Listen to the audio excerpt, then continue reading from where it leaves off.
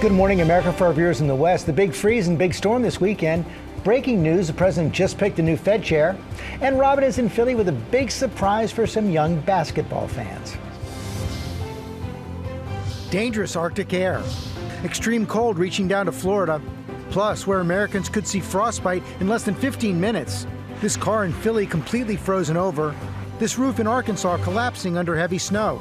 Ginger tracking the weekend winter storm and when it will intensify.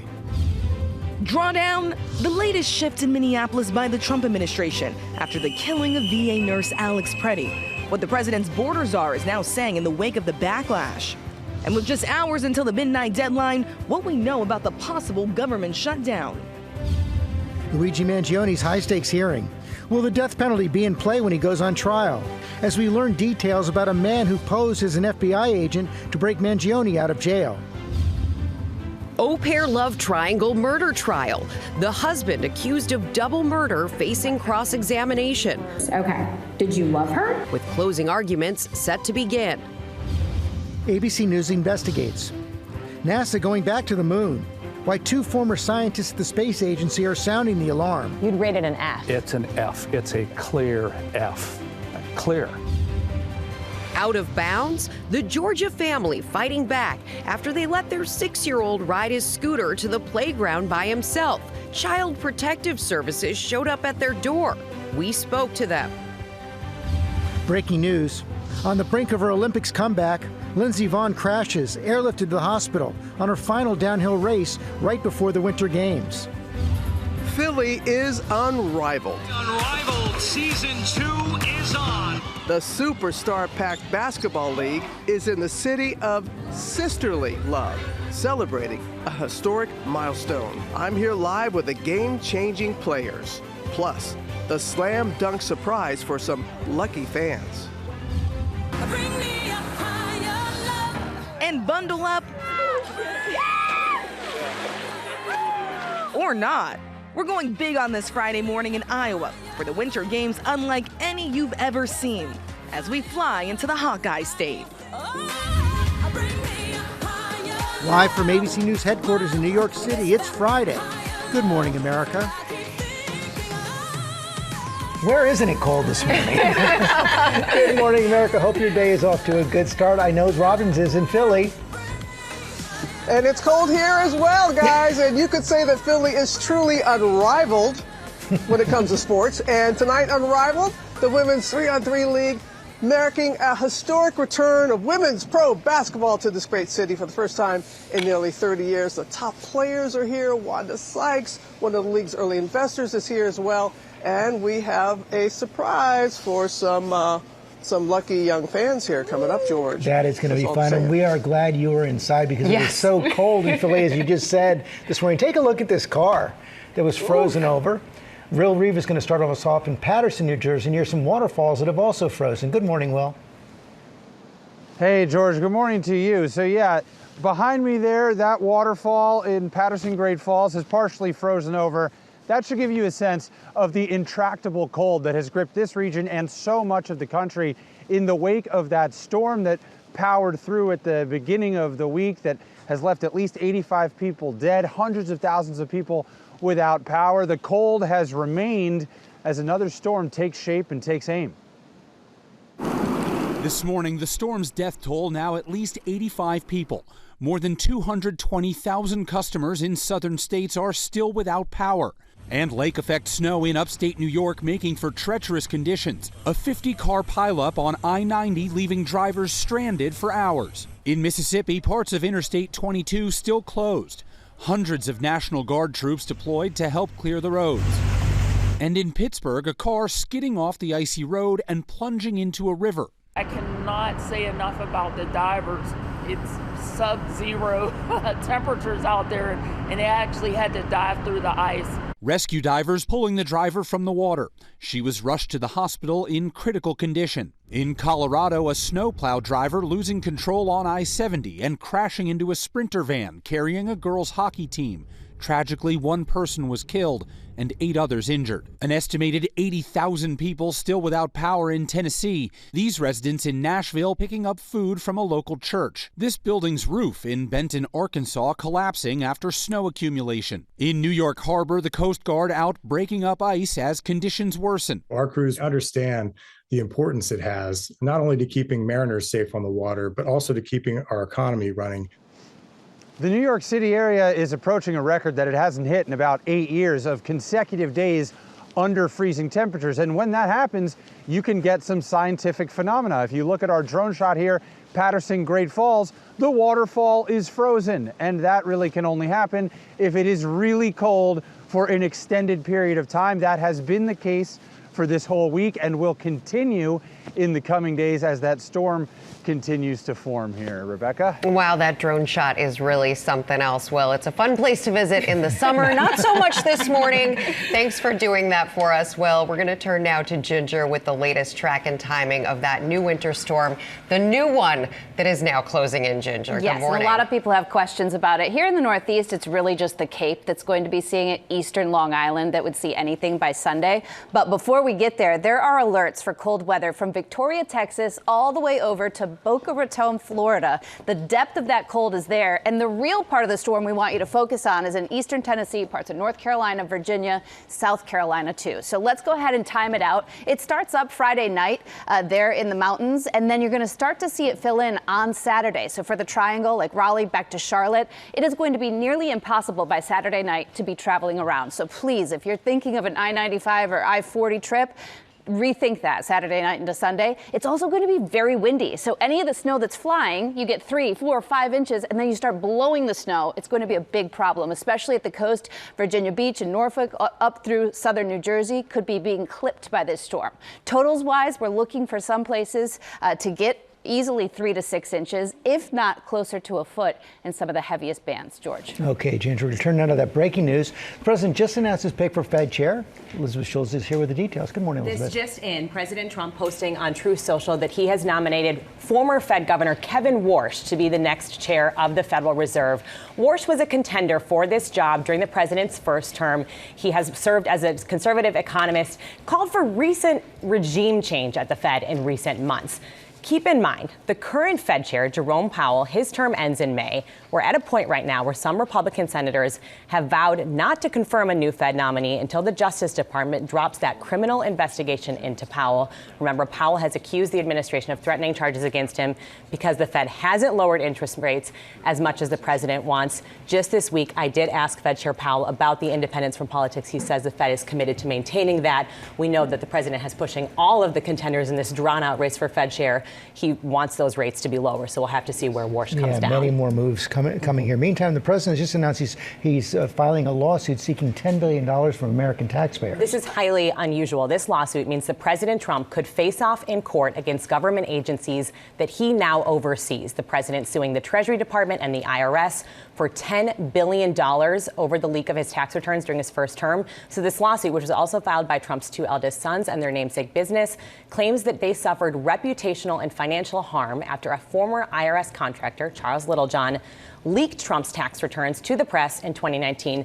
Littlejohn pleaded guilty. He was sentenced to 5 years in prison. This is not the first time that the president has demanded payments from American taxpayers. In October, sources told ABC News he was pushing the Justice Department to pay him roughly $230 million in compensation for the investigations that he had faced during the Biden administration. So with this new lawsuit, the president wants 2 agencies in his own government to pay him out $10 billion in taxpayer funds. That is a move without precedent. And it's already being blasted in Congress. Okay, Elizabeth, thanks very much. Rachel? All right, George, now to the breaking news overnight about the deal to avoid the possible government shutdown.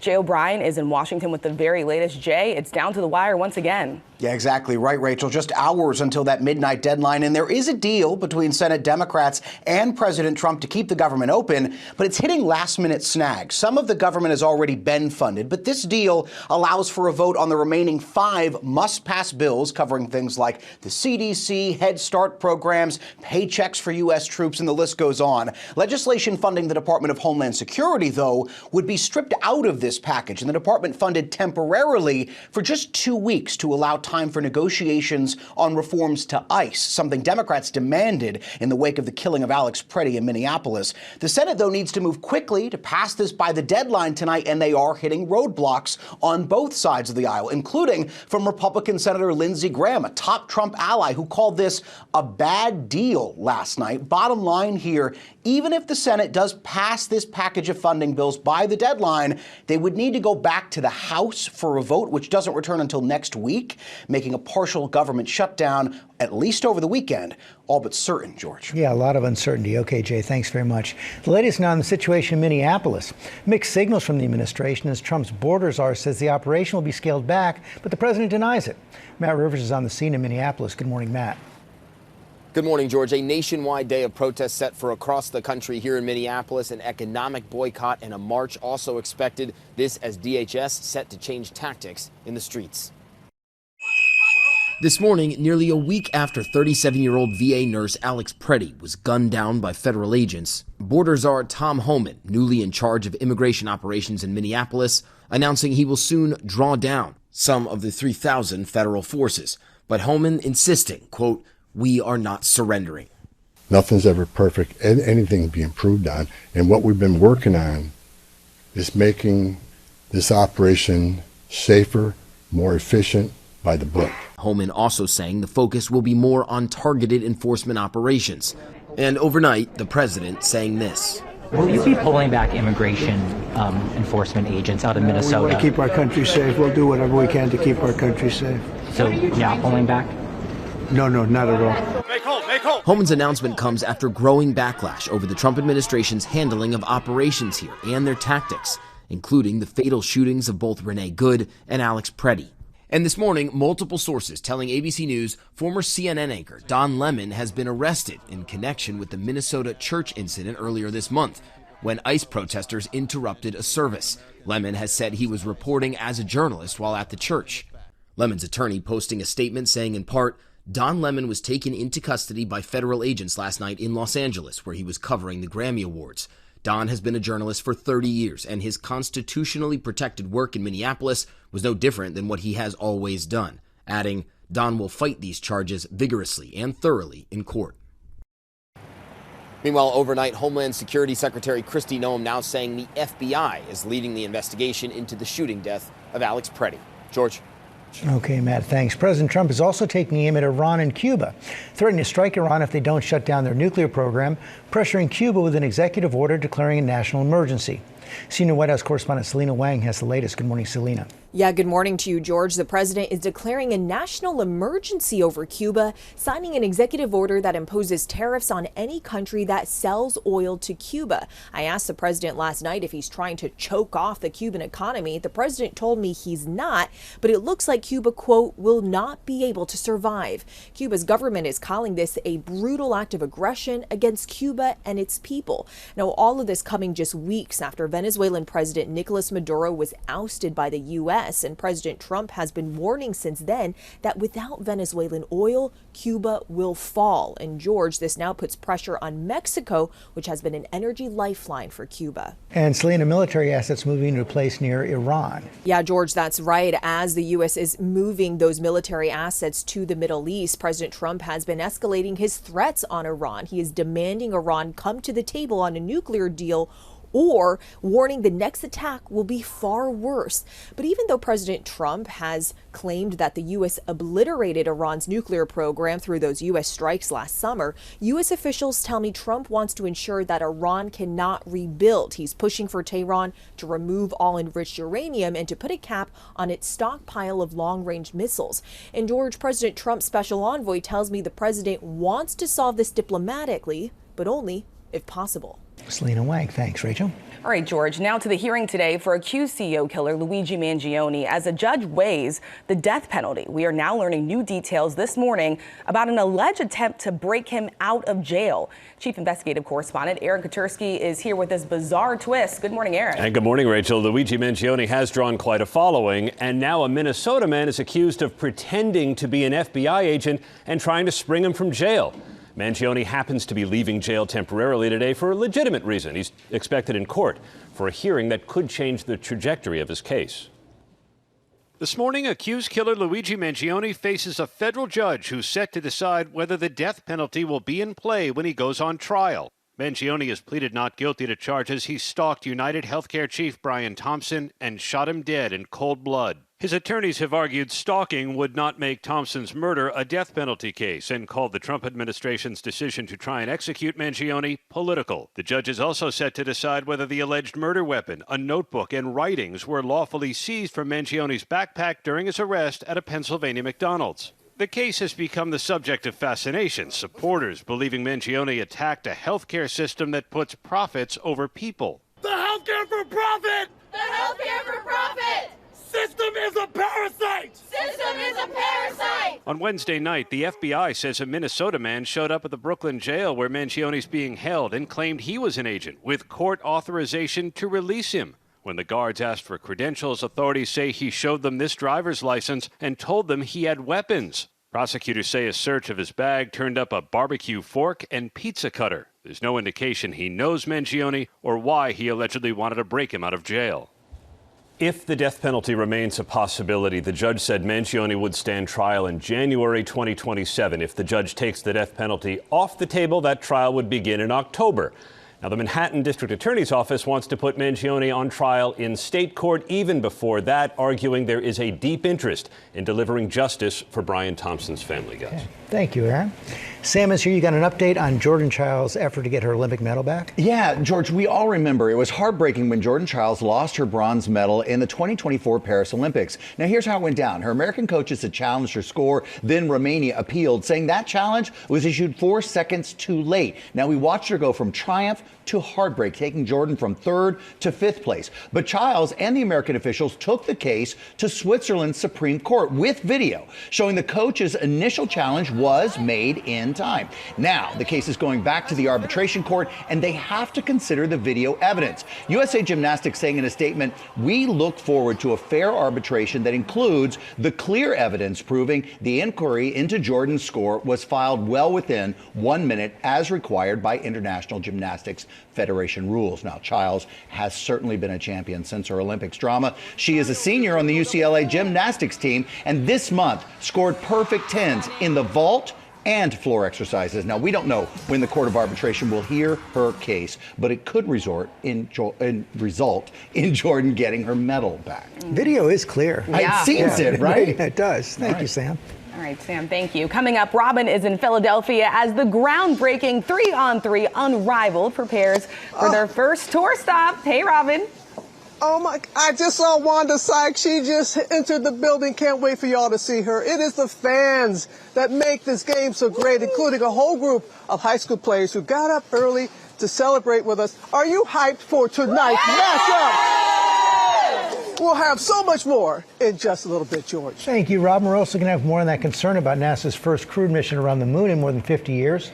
2 former scientists at the space agency are raising a red flag. They say the mission is tempting fate. We're going to tell you how NASA's responding. Also ahead, closing arguments are set to begin in the case of the husband in the au pair love triangle for murder after he faced cross-examination. Busy Friday morning. Stay with us.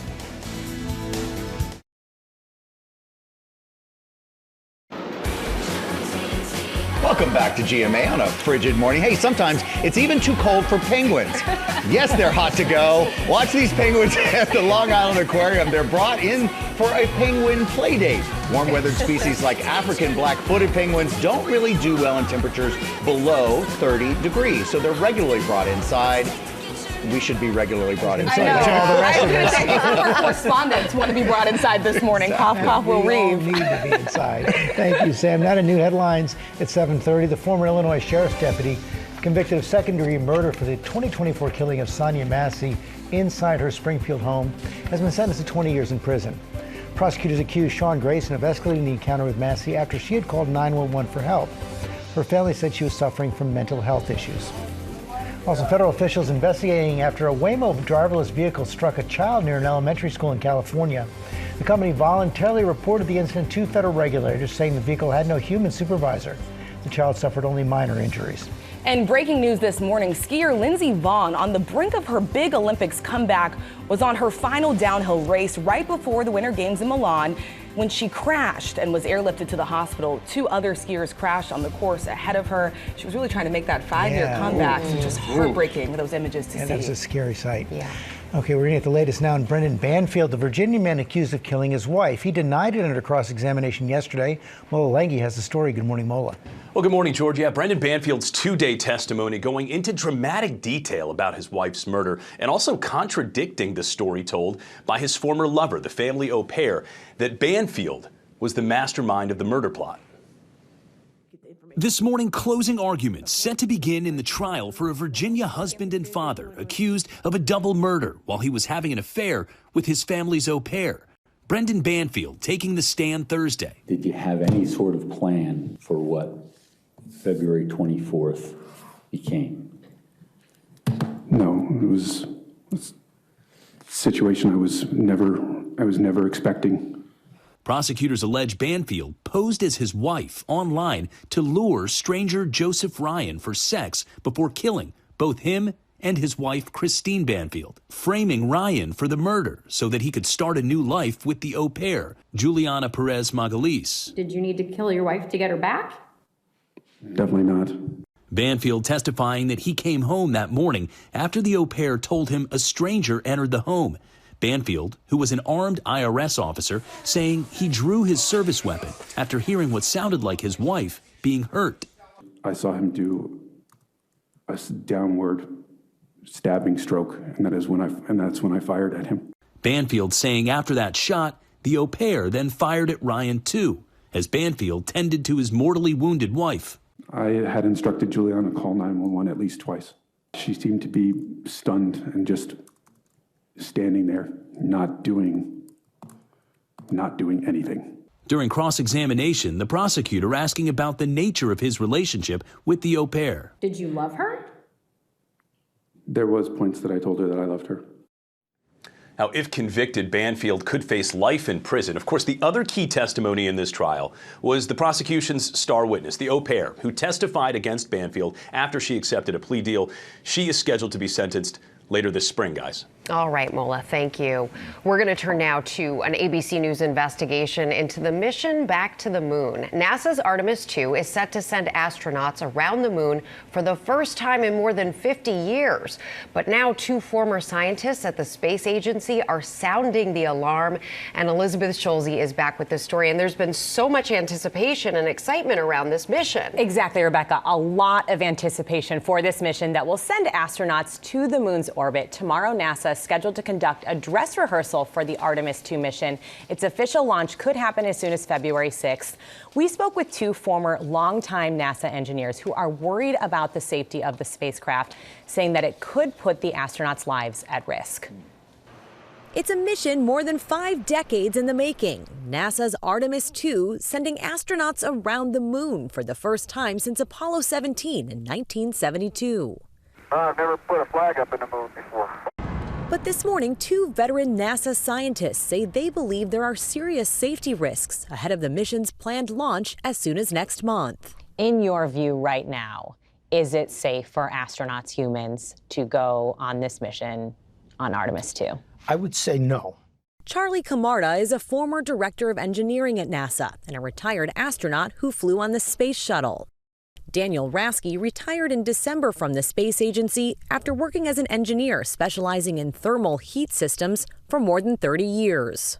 Is this what you both expected to be doing, speaking out about in retirement? No. Their key concern centers on the Orion spacecraft's heat shield, a system designed to protect astronauts from the extreme heat when they re-enter the atmosphere. They say the heat shield uses a material from the 1960s that cracked during the uncrewed Artemis 1 test flight in 2022. a finding highlighted in a 2024 publicly released report by NASA's Inspector General that was reviewed by Rasky.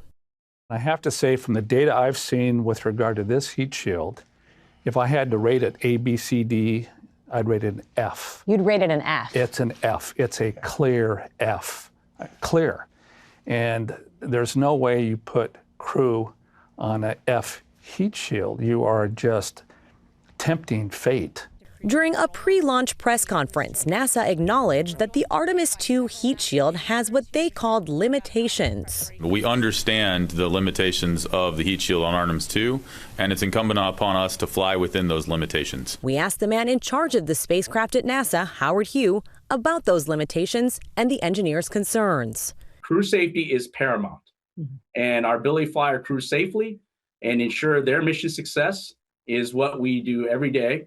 And I think about it every night, every day, every waking hour. Hugh told us NASA conducted an extensive 18-month investigation on the heat shield and identified the root cause of the problem. He said NASA then changed Orion's return path so the astronauts spend less time in high heat zones. As part of that investigation, they were able to determine that there was limitations that we could take on this current heat shield on Artemis II that would be safe. In a statement to ABC News, NASA Administrator Jared Isaacman said he has full confidence in the heat shield, adding NASA's engineers and safety experts followed the evidence, challenged every assumption, and applied disciplined engineering judgment to understand the anomaly and mitigate remaining risk. I lost 3 classmates, 7 friends on Columbia. And so, I get very emotional. I understand we take risks, but we don't have to take unnecessary risks. And I'm praying for the crew because I don't want to see that happen. Mm-hmm. The engineers told us they don't want to see a tragedy like we saw with Columbia or Challenger. Can NASA confidently say it's done everything in its power at this point, given those risks, to avoid a tragedy like that? We confidently would say that. I think to a person that was part of the investigation, the technical team, I would say, would definitely say that. So both of the former NASA engineers suggest sending robots on the spacecraft instead of humans. They say that the U.S. was already first to put astronauts on the moon, so that there is no rush here. We asked NASA's Howard Hugh about that. He said there is no pressure on the timeline of this mission, and if it was not ready to go, NASA would not hesitate to say so. There are such diametrically opposed positions there. Such differences, and the reality is there are risks. How much risk do you take? That's the debate here. Yep, always a big question. Elizabeth, thank you. We're going to see much more of that report from Elizabeth tonight on ABC News Live. Georgia parents who got a visit from child welfare after letting their 6-year-old ride his scooter to the playground near their house by himself. Morgan Norwood is here with the story. Good morning, Morgan. Hey, good morning to you, George. Well, many of us grew up under the same rule, right? Go play, but be home when the street lights come on, right? Exactly. You remember it. So one family's decision to allow their 6-year-old to ride just a few blocks to the park alone is now sparking a much bigger conversation, one about independence, safety, and where that line sits today. This is the moment stirring debate. A 6-year-old in Atlanta leaving his house alone on his scooter to go to a park several blocks away with the consent of his parents, Mallory Shirley and Christopher Pleasance, last November.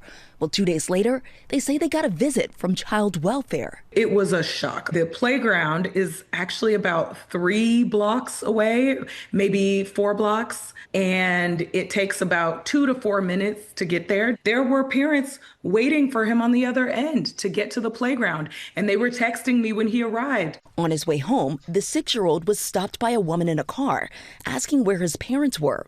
He didn't answer and instead sped home, but the woman followed him and alerted authorities. We were told that this was an official investigation.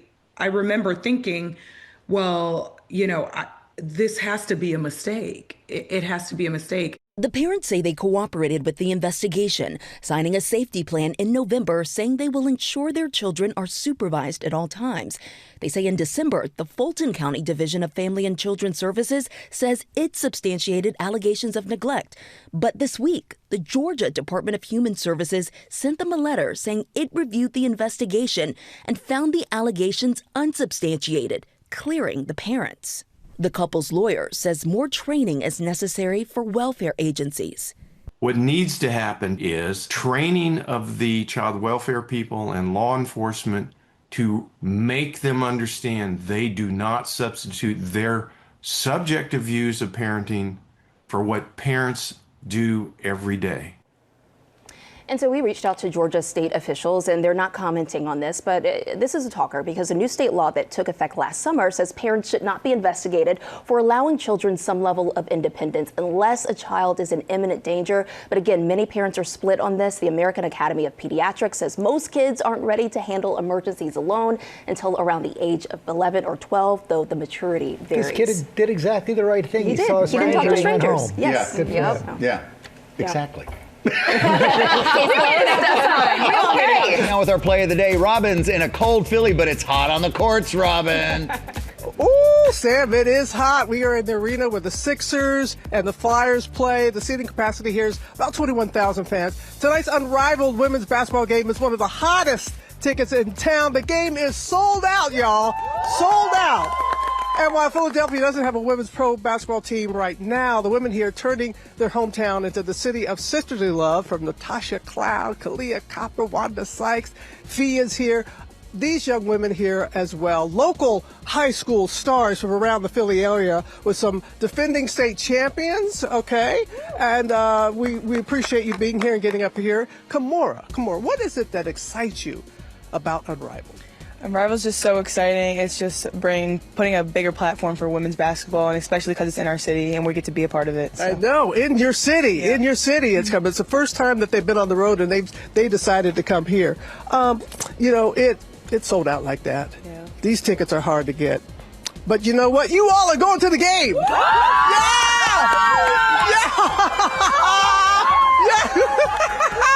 didn't know it. They're going.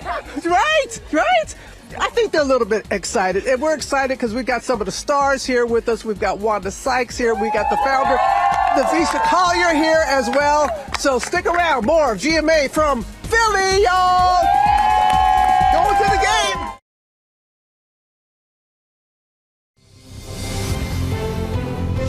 Good morning, America. It's 8 a.m.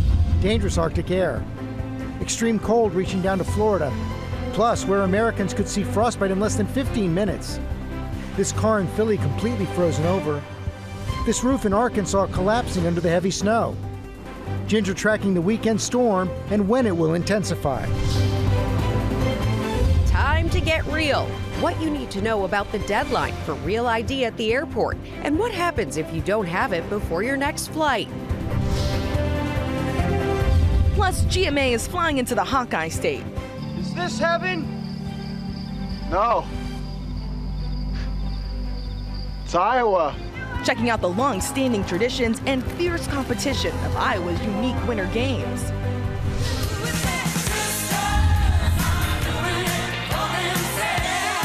Game on. Unrivaled Season 2 is on. We're feeling the Philly spirit as Unrivaled takes over the city of sisterly love. I'm here live with the Game Changers, supercharging basketball. As the women of Unrivaled say, "Good morning, America!"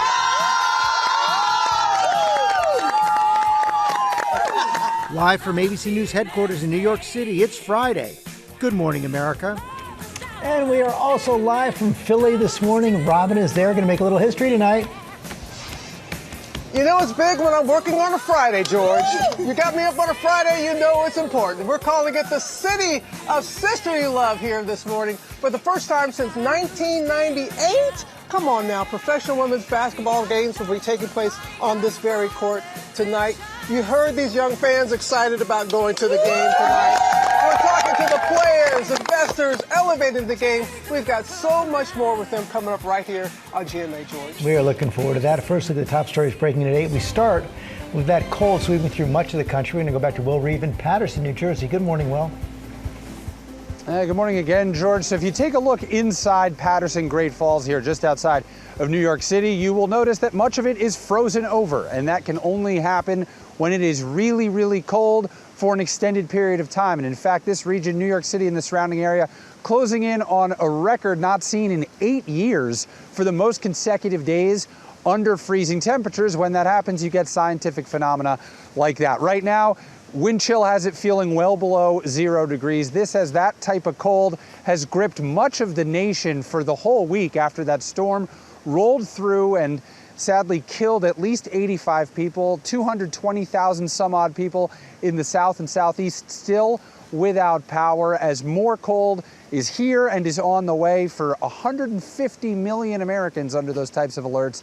And there's snow coming for the mid-Atlantic and some of the southeast, guys. It is just way too cold, and we hope you get inside, Will. Thank you. And it doesn't take long to get frostbite in this brutal cold. Sam, you've got ways to protect yourself, your kids, and your pets. Look, I know we're talking about it every day, but it is this cold every day. So we're still going to keep reminding people frostbite is easy to get in frigid weather like this, but it's also preventable. So first and the most obvious way is to stay inside as much as you can. But a lot of people have to go outside, work outside. So cover everything. Expose skin completely. Wear gloves, a hat. Waterproof is important, and particularly for shoes. You don't want anything to get wet. And a scarf that covers your face and your skin and traps warm air there. Wear several layers of loose-fitting clothing under your winter jacket. We used to think those tight, like, athletic clothes, loose, because the air between those layers actually keeps you warmer, and that's super important for kids. When frostbite begins, your skin can look a little white, it can look a little grayish yellow or waxy and numb. Now you've got to get it out of the cold. If you suspect frostbite, get out of the cold immediately. Do not rub the area. Do not use a heating pad. This is counterintuitive. Don't use a hair dryer to warm the skin. And that's because doctors say your skin is already fighting for its life right there. You can't feel it, and you might do more damage. So don't use hot water, use warm water. As far as taking your dog for a walk, they're susceptible to frostbite on their paws, ears, and tails. Try little booties on the paws. I know it looks weird, but it's going to work for them. And their ears, you can see the color as well. So same thing. The skin can turn kind of grayish on the inside of their ears. A dog might feel pain in the area and could be licking or chewing at it. And a vet can treat even the most serious cases. National Weather Service says at a wind chill of -20, frostbite can set in 10. It can be 15 minutes, somewhere in that range. So bottom line, be careful when you go out in sub-freezing temperatures. Don't stay long, and just cover it all. Yeah. Stay inside this weekend. Yeah. Lots of good reasons to stay inside this weekend. Thank you, Sam. Coming up on our GMA Morning Menu, Alex Perez is at Chicago O'Hare Airport with the Real ID deadline this weekend. What you need to know and how much it's going to cost you. That's next. Also ahead, Mary Bruce is flying in from the Hawkeye State as we celebrate our 50 states in 50 weeks from Iowa.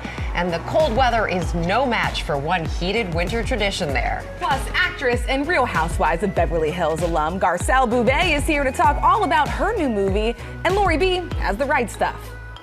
That's right, I sure do. It is uncomfortably cold for millions of Americans right now, but we've got great clothing to keep you comfy and cozy if you have to go outside, or if you just want to curl up on the couch like me. That's coming up right here on GMA.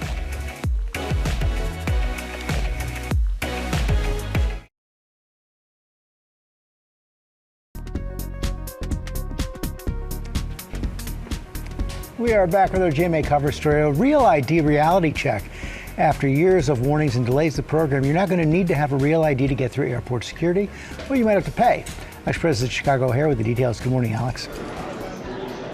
Hey, good morning, George. You can see it's already busy here at O'Hare. Now, the Real ID deadline has been pushed back for years, but it is finally happening. And if you don't have a Real ID, listen up, because this, your cell phone, is going to help you get everything you need to get through security. This morning, the countdown is on. If you don't have a Real ID compliant document for air travel by Sunday, you'll have to pay $45 to get through security. The whole idea of Real ID and having a Real ID is to enhance security, right? Because of the requirements for Real ID, it really guarantees that you are who you say you are when you approach a security checkpoint. Illinois Federal Security Director Jim Spriggs is part of the team that spent years working on the rollout and is showing us how it'll work. You're showing up to the airport and you don't have your Real ID. At the front of the line, when the non-compliant ID is run, the agent sees this red box on the screen. I need you to take this QR code, scan this QR code, and fill out the form, and then come back and show me the receipt. Now we got to get out of line. Yes, sir. All right, let's go. And you got to fill out the form. You take a photo. You'll fill out your personal information and use a digital form of payment. With the receipt on your phone, you could get back in line and present it at the checkpoint. All right, complete.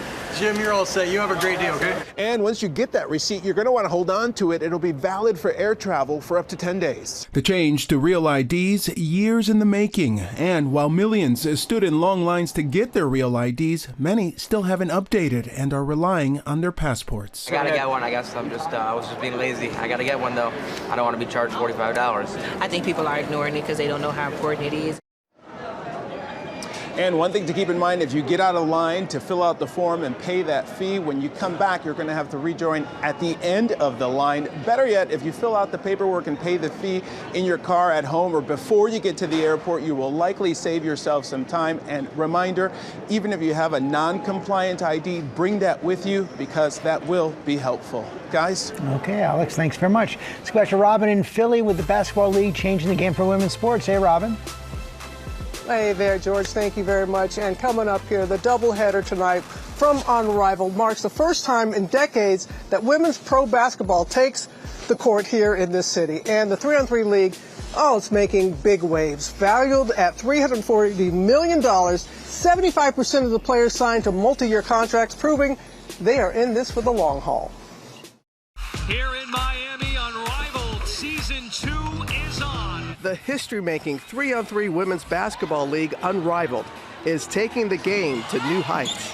Announced on our air. This has never happened before, and this is the largest average salary in women's sports. The league's co-founders, WNBA stars Breanna Stewart and Nafisa Collier, going from hoopers to innovators, offering W players a high-paying alternative to going overseas during the off-season. The first season tipping off last year in Miami. It's the first field goal in Unrivaled history.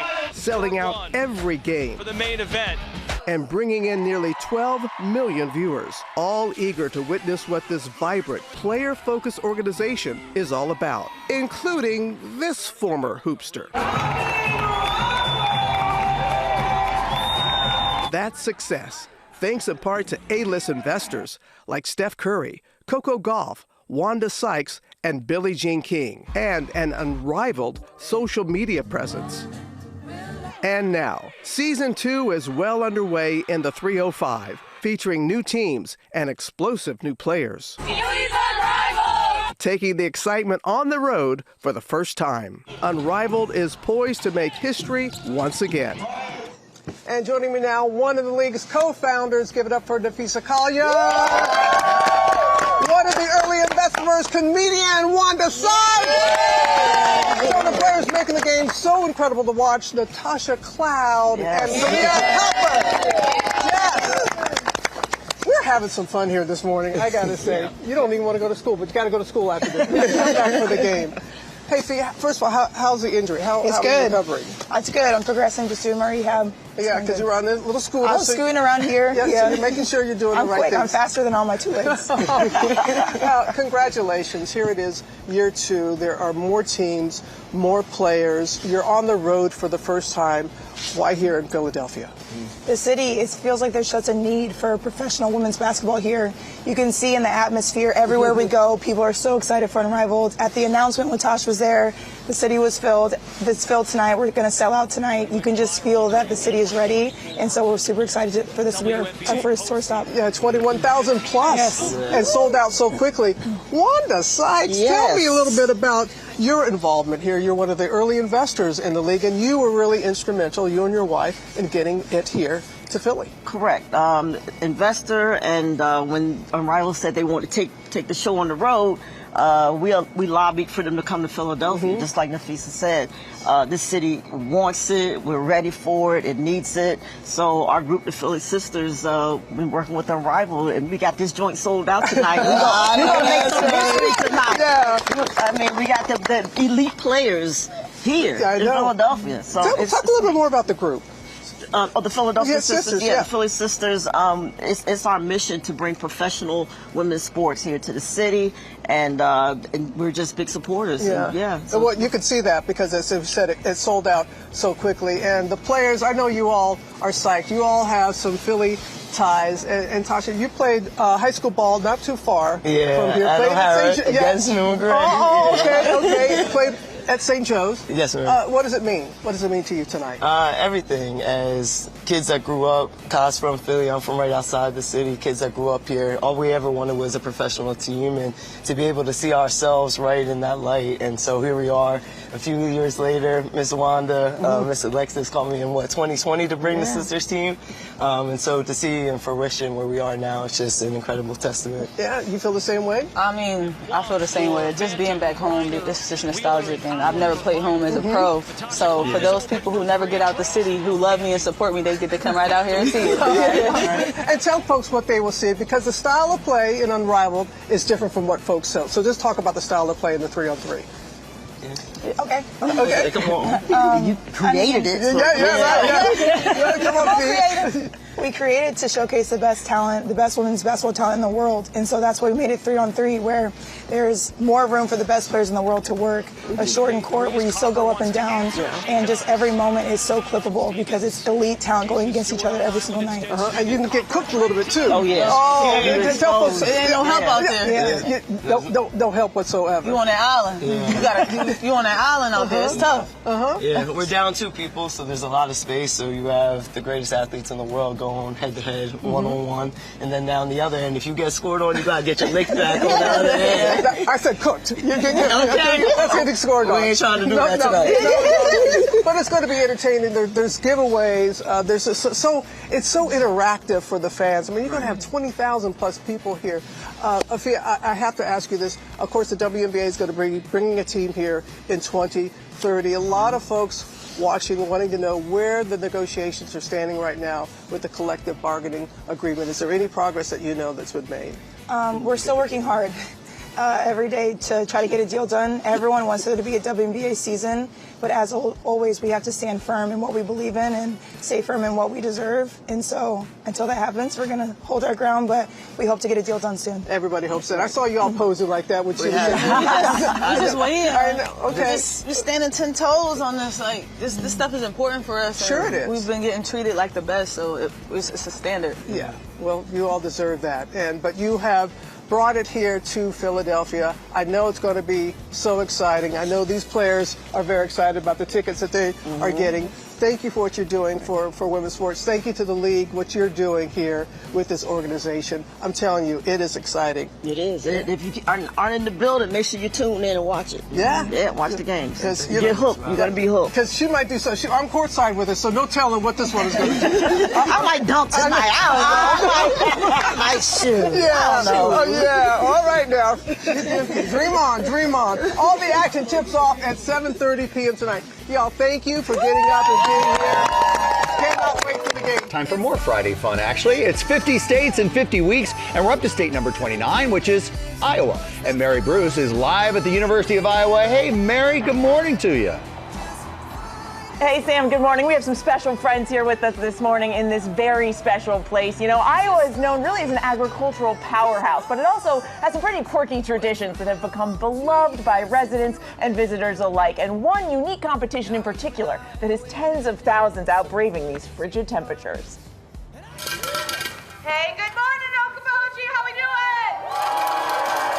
The sub-zero Iowa temperatures are no match for these fiercely heated competitions. It's refreshing. Oh, it feels good. I feel alive. For the last 46 years, people have gathered in Okoboji in the northwestern corner of Iowa for the Winter Games. It started as a broomball competition to combat winter cabin fever. We've got to get you out of the house. We want to bring the community together. It's now a can't-miss destination for people of all ages. If you start coming here as a kid, it's only going to make you want to come here as an adult. It's grown to hundreds of events on and off the ice of the Iowa Great Lakes region. From the fierce human foosball competition, starting off the morning in negative 11-degree weather. Yes! Good set! Let's go! To the unique races on the ice in the afternoon sun. Oh, we win! There they go! And even a human dog sled contest. Organizers estimating around 40,000 people enjoyed the festivities, some in costume, for those nearly bearing it all, as over 100 people braved the extreme cold to plunge into icy water. It's a blast. It's a lot of fun. A lot of people. One of the biggest draws, bogie kites, where colorful giant kites create an explosion of color across the winter sky. It's just fun. It's great to be out here. Lobsters, gorillas, and even a sharktopus, to the debut of a massive root beer keg, and this giant whale nearly 200 feet long. Bogie kites even making sure to welcome GMA to this year's festival. More than 130 kites filling the sky with a crew of 56 flyers. Kiters from all over the world that get together on a frozen lake in Iowa. We've turned into one of the leading kite festivals in the world. Ours just happens to be on the ice. Those winter games are a lot of fun, but guys, they don't call this the Hawkeye State for nothing, and we are lucky to be joined this morning by the University of Iowa's Raptor Project that helps care for these birds in need and work on important conservation efforts. We have Dave Conrads, Katie Ibsen, the director and assistant director, and of course, this is Shiloh and Hercules. Thank you guys so much for being with us this morning. And Katie, tell us a little bit, about these birds and the work that you guys do together. Yeah, so we provide educational programs to the community with our 13 educational ambassador raptors. This is Shiloh, the turkey vulture, a very important bird to have on our planet due to their cleanup services. And then we have Hercules, the red-tailed hawk, who is the official hawk, or the most common hawk we have here in the Hawkeye State. If you'd like to learn more about our birds, visit our website. I like how you call them cleanup efforts. That's nice. That's a good way of describing it. They're being very well behaved this morning, I have to say. And Dave, you also do a lot of work with the nation's bird, with the bald eagle. We do. We're actually part of a program called the Winter Raptor Survey with the Hawk Migration Association. And even this last week, we did a survey up and down the Iowa River, which you can see behind us, and counted 372 bald eagles wintering here. Wow, that's amazing. You guys are doing such important work as well with the conservation efforts in addition to all of this. Absolutely. Thank you guys so much. I'm amazed that they have stayed calm. Back to you guys. Mary, that's awesome. It really is. I was showing us all how to be okay with the cold, right? More from the Hawkeye State flying our way in just a bit coming up. Garcelle Beauvais is here to talk about her new movie, Tempted to Love. Garcelle, come on in. Where are you? Where are you? Come here.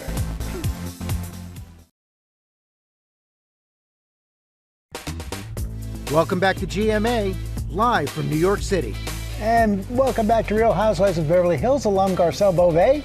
She's back in her role as Ava, and Terry McMillan presents Tempted to Love. Welcome. Thank Great to see you. I'm happy to be here. I'm always happy to come here. Well, we love having you. And I Thank want to ask you. about the movie, but first, you had this scary swatting incident last week. I sure did. I mean, it was the scariest thing that ever happened to me. It was 9:30 at night. I was in pajamas. I had a beautiful day. I mean, just peaceful. My kids were out of the house, luckily. Next thing I know, helicopters over my house. Cops swarm my street. Bullhorn telling me to come out of the house. And lucky, I remembered to turn off the alarm because my alarm was already set. I was going to bed. And I came outside and there were weapons and rifles pointing at me. Wow. The cops were calling me to come to them, and my hands are up and I'm screaming, I'm alone, I'm the homeowner, and they're saying, come to me, come to me. And when I got to them, I got handcuffed, I got patted. It was the scariest thing I've ever gone through. And for kids or whomever thinks that swatting is funny and it's dangerous, it is wasteful of the police's time. And But why like did I said, it the was so police follow scary. up and handcuff you? Because I guess that's their protocol, because I kept on saying, why am I being handcuffed? I haven't done anything. And they were like, it's protocol, it's protocol. Then they're asking me, do I have weapons? And I like, no, I don't have weapons. I don't live like that. And it's your house. Yes. Yes, it was horrible. So I'm just so happy my boys weren't home. Yeah. Really. Well, everybody's happy you're okay. Thank you. I've gotten a lot of love and support. Thank you. Let's talk a little bit about Tempted to Love. Yeah, tough transition from that, but, wow. All right, but we are so happy that you're back. First of all, I just love to see you wherever I happen to run into you. Thank you are one of those really warm, lovely people. Thank you, What are we going to Sam. see this season? What's happening? Well, what we're going to see is when we left the movie, the last time, the first movie, at the end of the movie, Ava, my character, was selfless and told her younger lover to go to Paris and live your life. And, and so he did that. So now the new movie, I have a new man in my life, played by Boris Kojo. and I think my life is going right. And then Luke comes back. So, did you feel like you traded up? Yeah, I was like, I don't know what to do. But between Boris Kojo and Vaughn, I'm like, I got a good life. I've got options, honestly. Yeah, I've got options. Ava's got options. That's right. Exactly. And we have a clip. Let's take a look. You look beautiful. Don't do that. Do whatever. Act like everything is cool when you know it isn't. We agreed to limited contact. It would have been nice if you told me that you were going to be here. We didn't agree to anything. You broke things off, and then you decided that we shouldn't speak.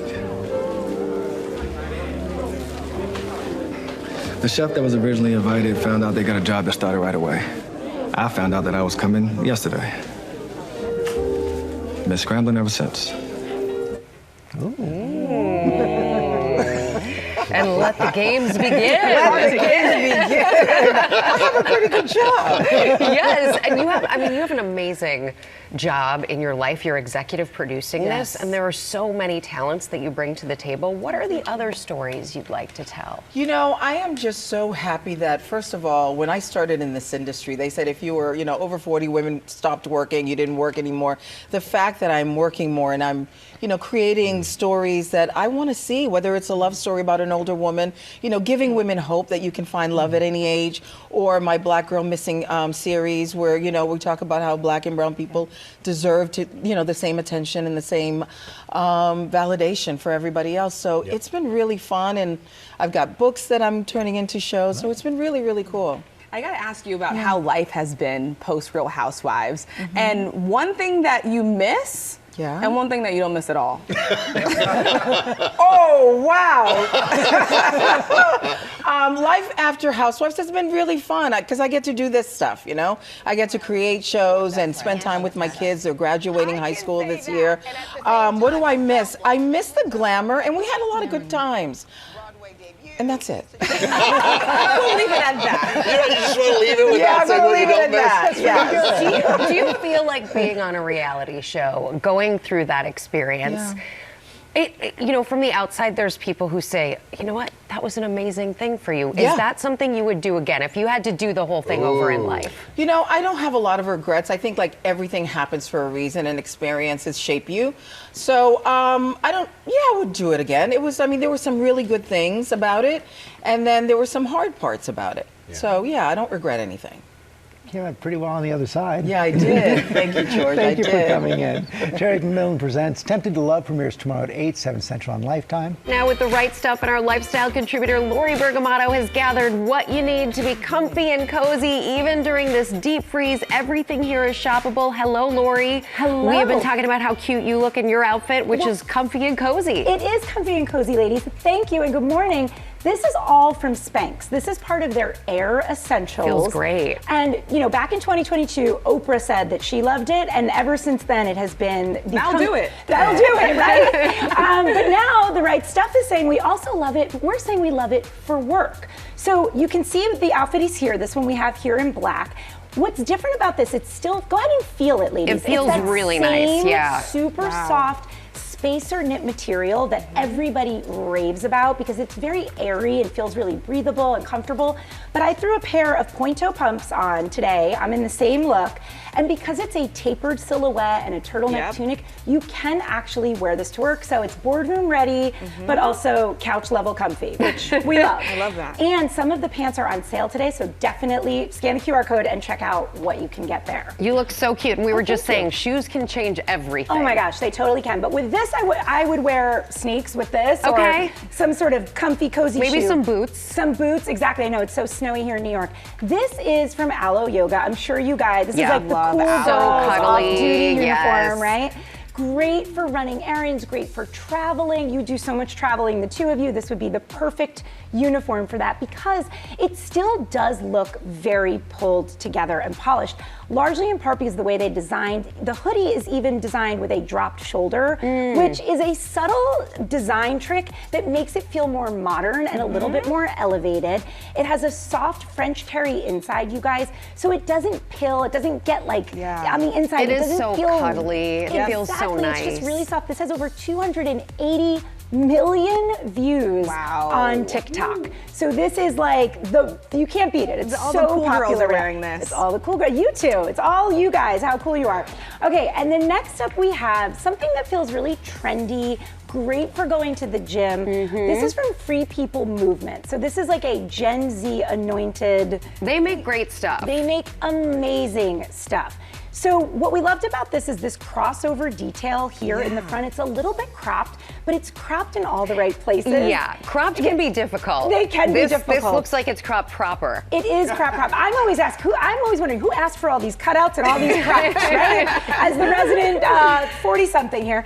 But basically, we love that this is really movable, breathable. You can wear it to the gym to lift weights. I like the rolled shoulder too. The muscle tee, that's what this is called. Show it it really off. show off those muscles, right? And the whole set's under $100, so it's from Free People Movement. I can see Rachel's shopping over there. Well, She's checking it out. When we were like teenagers, we used to cut our shirts and cut the sides. Sorry, Mom and Dad, but you know, but it Now reminds it's me of done that. for A more you. tailored look, though. It is, exactly.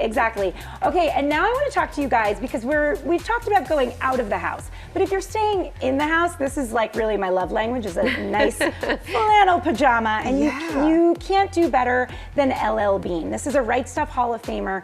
This is made from a Portuguese premium cotton, you guys. Their flannel is a long staple cotton. What does that mean for everybody at home? It means that it's stronger, smoother, and more durable. So you're gonna wash these a lot and they will last. They get softer over time. We love the nostalgic patterns, the LL Bean archival patterns that they come in. This is one of those buy it now, have it forever pajamas. So I didn't know they made pajamas. Oh, Rachel. I had no idea. What are you wearing to bed at I night? know. And those kind of t-shirts. I'm wearing those kind of t-shirts for her routine. It's true. I have a big t-shirt drawer as well. Get over here, Lori B. Wait, we have one more. One more. We have Okay. one more. Here we go. I do want to hug you, but hi there. This is for the guys. We couldn't forget about the guys. No. This is from Viore. You get one thing. It might be your size, Sam Champion. I feel like Sam can rock George this. is like poking And his head around behind the camera. George is in. So this is from Viore. This is their Coronado set. You guys, it's moisture wicking. Guys love that if you're coming back from the gym or going into the gym. Great for running errands. Feel it. It's so soft. Nice pecs. So we love this from Viore. There's really something for everyone, and anywhere you're going, indoor, outdoor, stay cozy, you guys. We got Thank you, Lori. You got us covered, and all of these bargains are shoppable with that QR code right on the bottom of your screen and on our website. Let's get back out there to 50 states in 50 weeks. Mary Bruce is showing us how to stay warm in the cold, really, and how to live in it. In Iowa, Mary's live from the University of Iowa with a look at what makes the Hawkeye State unique. Hey, Mary. Hey, Sam, good morning again. You know, this is a state that is near and dear to my heart and where I have spent a lot of time because of its key role in presidential politics. Of course, the Iowa caucus is serving as that critical launching pad for the presidential race every 4 years, but there is so much more that Iowa has to offer. From the lush hills of the west to the forested bluffs of the east, river valleys, sweeping plains, and fertile farmland create the rich landscape of Iowa, which became the 29th state in 1846. A farming legacy has endured for generations, known for the rows of corn that span the state, growing more than 2.7 billion bushels a year. They also produce more pigs and eggs than any other state. Iowans' drive for innovation may be the best thing since sliced bread, which was invented by an Iowan, along with the gas tractor, the modern trampoline, and Rice Krispie treats. And the first digital computer. Iowa likes to go big, home to the largest truck stop in the world. Every year, bikers from around the world spend a week pedaling more than 400 miles across the state on the world's biggest bike ride, RAGBRAI. Though nothing beats a visit to the state fair. The biggest event in Iowa has a little something for everyone, whether it's the famous 600-pound butter cow or a pork chop on a stick. The most famous piece of American art, American Gothic, painted by Iowa native Grant Wood. Lots of other famous faces hail from the Hawkeye State, from President Herbert Hoover to basketball star Caitlin Clark. 3,000 career points! But for those trying to capture some of the nostalgia of the American classic Field of Dreams, Is this heaven? No. There's nowhere quite like it. It's Iowa. That movie, one of my all-time favorites. And you guys, Iowa is actually celebrating its 180th birthday this year as the nation marks its 250th. And guys, I have to say, can we hear it for our crowd here this morning? We've got Herky out this morning. You guys have been fantastic. Thanks, guys. Back to you. Mary, you're right. All of our political experts know the Iowa State Fair. It's absolutely true. All right, coming up, advice from Kate and our Charlie Gibson to help you hit your reading goals in 2026.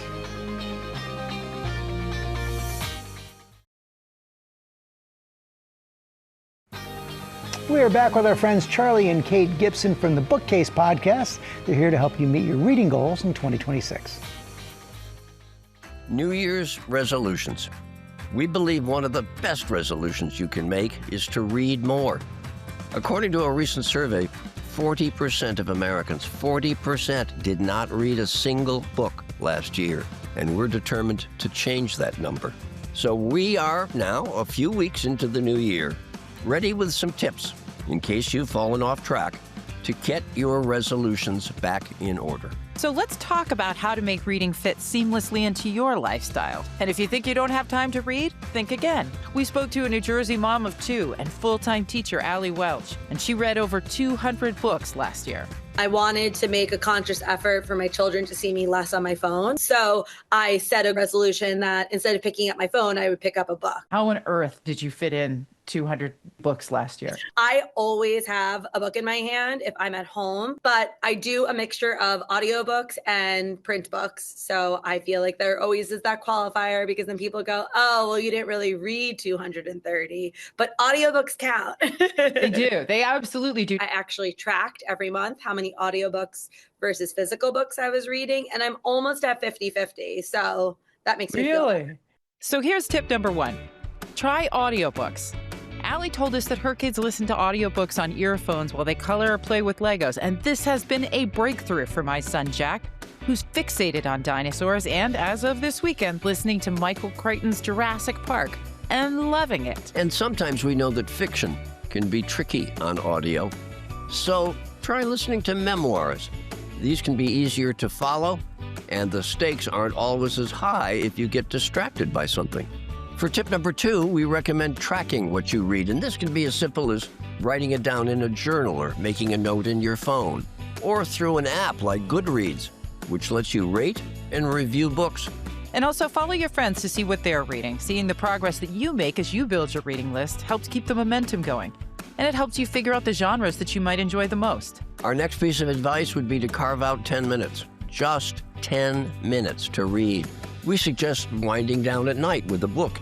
Tip number 4, budgeting for books can be expensive, but there's great ways to get a book in your hands without breaking the bank. There's, of course, the library, but there are also little free libraries all across the country where stewards share books for the taking. I'm one of them. And if you're lucky, you might even find a GMA book club pick in there.